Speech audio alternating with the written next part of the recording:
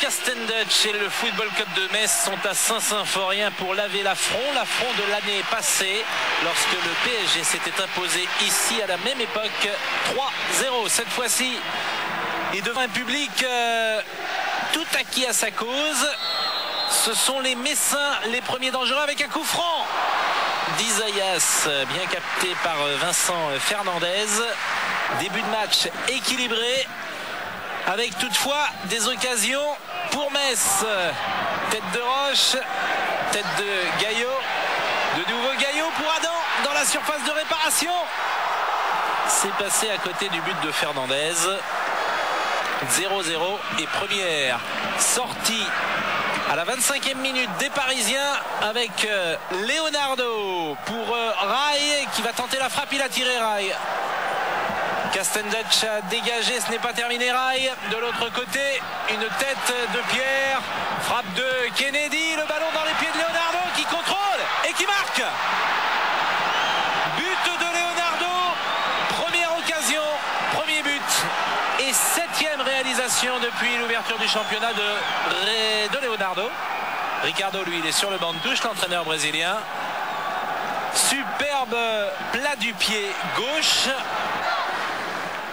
Le PSG mène 1-0 et la fin de la première période à l'avantage d'Isaias et de ses coéquipiers sur le poteau. Coup franc sur l'arête du poteau droit de Fernandez. Metz s'est maudit en cette première période.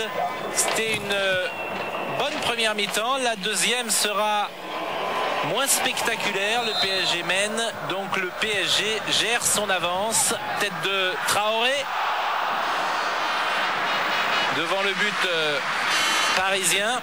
Le PSG gère, vous disais-je, et Metz est à l'attaque, mais inefficace en tout cas pour le moment, avec une nouvelle tête de Traoré. Et le centre était de Castendutch. Des occasions tout de même pour Metz, même si le score n'a pas évolué. Centre de Song et encore Traoré au-dessus de la barre transversale. Trois têtes de Traoré.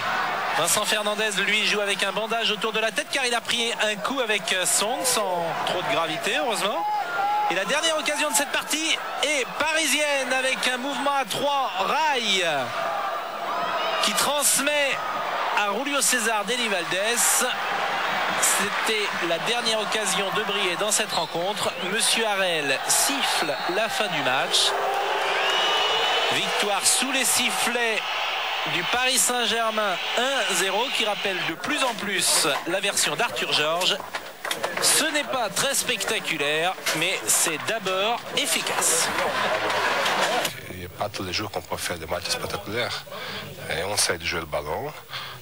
Chaque fois qu'on met un score, l'équipe adversaire commence à balancer. C'est vrai que ça nous gêne.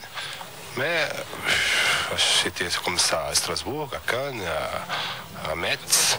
Et bon, on ne prend pas de but, c'est bien.